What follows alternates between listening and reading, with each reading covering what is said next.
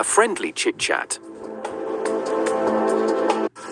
A friendly chit-chat. A friendly chit-chat. Before Russian President Vladimir Putin and his North Korean host Kim Jong-un signed an agreement that is likely to worry the West and have global consequences. United by massive and strict sanctions imposed by the US-led West, the two leaders on June 19 entered into a pact that includes a clause requiring the countries to come to each other's defense if either is attacked. 조로 사이 포괄적인 전략적 동반자 관계에 관한 조약이 체결됨으로 하여 우리 두 나라 관계는 정치와 경제, 문화, 군사 등 여러 방면에서의 호상 협력 확대로서 두 나라의 진보와 인민들의 복리 증진을 이룩할 수 있는 보다 훌륭한 전망적 발전 궤도 위에 올라서게 되었습니다. По итогам подписан новый межгосударственный договор о всеобъемлющем стратегическом партнерстве. Это касается политической, торгово-инвестиционной, культурно-гуманитарной области, а также в сфере безопасности. While the details of what Putin called a breakthrough deal were not immediately clear, it could, as some experts suggest, mark the strongest connection between Moscow and Pyongyang since the end of the Cold War. The bonhomie between the two leads was at full display as Kim Jong-un addressed Putin as the dearest friend of the Korean people, and the Russian president in turn thanked North Korea for consistent and unwavering support.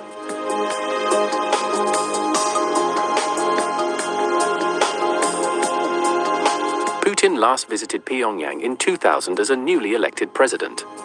Now, nearly a quarter of a century on, he has returned as he faces isolation from the West, especially after Russia's invasion of Ukraine more than 2 years ago.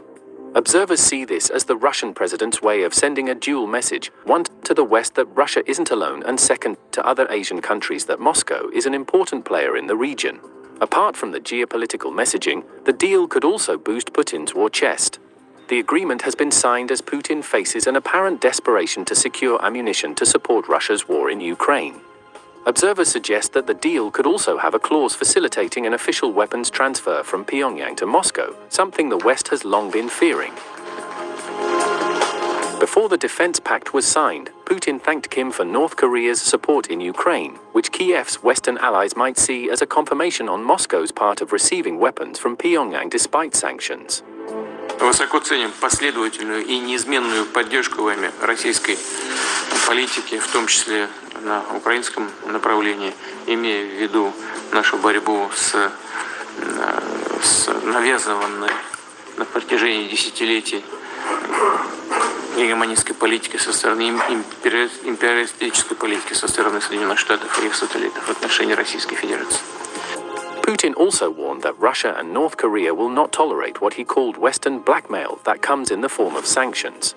He said Russia and Korea have an independent foreign policy and do not tolerate the language of blackmail and diktats. Kim has used similar language in the past, consistently saying North Korea supports what he describes as a just action to protect Russia's interests and blaming the crisis on the US-led West's hegemonic policy. For the North Korean leader Kim, Putin's visit and the deal comes at a time of heightened tensions along the demilitarized zone separating the two Koreas, with reports of North Korean soldiers fortifying defenses and South Korean soldiers again firing warning shots to ensure they stay on their side of the border. South Korea sees this as a blatant attempt by North Korea to fully exploit Russia's need for further military support, suspecting it of trying to secure, in return, not only advanced space rocket technology, but also an economic boost after decades of crippling sanctions by way of trade emigration of North Korean workers. Last September, Putin hosted Kim at a cosmodrome in Russia's Far East as North Korea works on developing a technology to put a spy satellite into space. In addition to security, Putin said the current partnership includes cooperation in political and humanitarian fields, while adding that Russia would not rule out developing military technical cooperation with North Korea under the deal. According to the Kremlin's website, they also signed an agreement on building a road bridge on their border, and another on cooperation in health care, medical education, and science.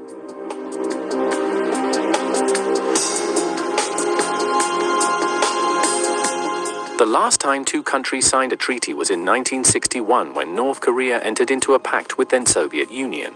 The treaty, experts say, necessitated Moscow's military intervention if North came under an attack. The deal was discarded after the collapse of the USSR, replaced by a pact in 2000 that offered weaker security assurances.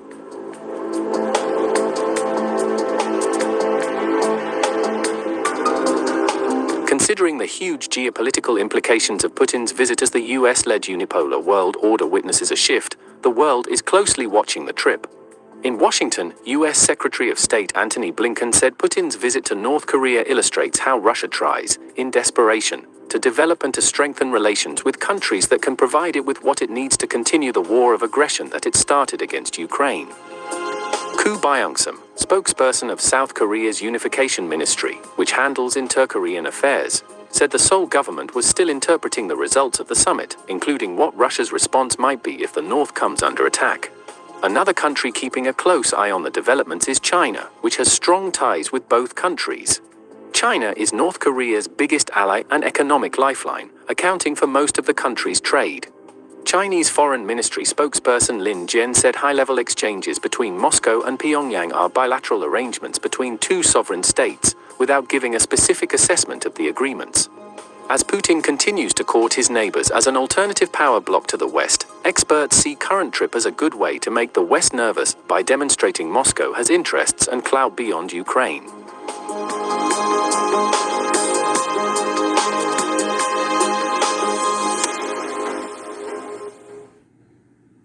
Delta World Tire has been serving Louisiana and the Mississippi Gulf Coast for over... Hey, Shalom, Yabashim Yahusha. Hey, first and foremost, I want to give all praise, honor, and glory to the Most High Yahweh, Bashim Yahushai, Bahashim Rakakudash. Double honors given up to the elder apostles, great millstone, men who have labored and suffered in this truth over 30 years, making their lives and their bodies a living sacrifice. Shalom goes out to the elders, the bishops, the heads of camps of Great Millstone by and large, as well as a shalom to any of you Akim, not named Great Millstone, but walking one body, one spirit in Yahushua, preaching and teaching 100% truth, as well as calling on the names Yahweh, Yahushua. And last but not least, a shalom goes out to the hopefully elect, the 1/3 of the nation of Israel, consisting of men, women, and children in that order, who came back to the obedience of the scriptures, and as well calling on the names Yahweh, Yahushua, to you all, shalom. This is just a follow-up video of what I just did, going into those sanctions. You know how the West, aka the U.S.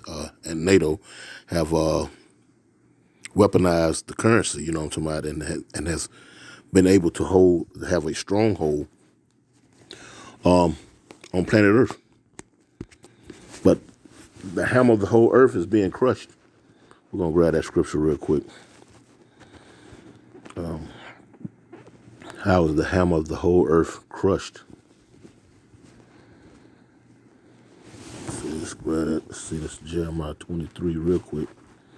That's what we're witnessing. We're witnessing the hammer being crushed. Jeremiah 23 and 29, I believe it is. How's that happening? These other countries, like I say, the friend of my friend is my enemy. The friend of my enemy. Something like that. I don't want to. Anyway, you see them. They're coming together. This is. Let me see. Let me see if I got the correct one.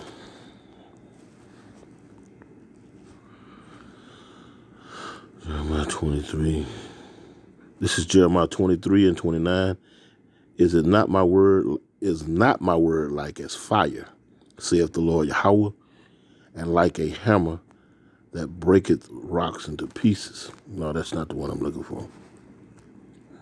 That's not the one I'm looking for, Slakia. But it's a good one, though, because the Lord says that this place is going to be destroyed.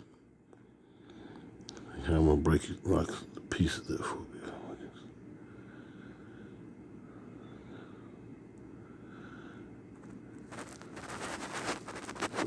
Grab it real quick. Slakia with Jeremiah 50 and 23. Ooh. It's Jeremiah 50 and 23. Slakia. And it reads, it says, how is the hammer of the whole earth cut asunder and broken? How is Babylon become a desolation amongst the nations? That has not happened yet, but the hammer of the earth is being broken, though. It's being dismantled. The handle is being pulled up out of the metal piece, and the handle is being broken into pieces. The Lord is doing away with this place. And they mentioned something where they said in the 60s, I believe it was 1961, that North Korea had made the same similar pact, with the USSR. It was known back then as the USSR.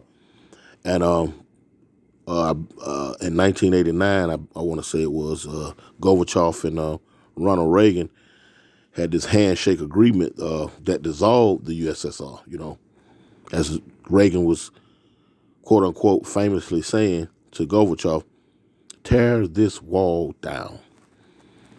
And looking back at it now, looking back at that and listening to what I just heard, that was the plans for the U.S. or the West all along, was to make sure that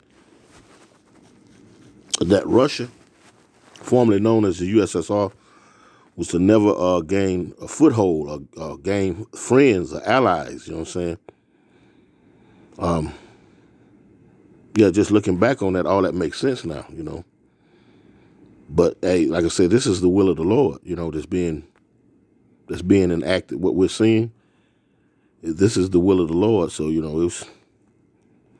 was bound to happen, because guess what? The Lord has said it. Lucky, the Lord has said it. Anyway, I just wanted to bring out a few points there about this.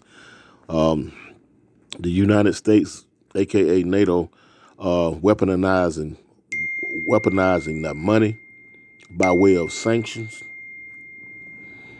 and also bring up that point about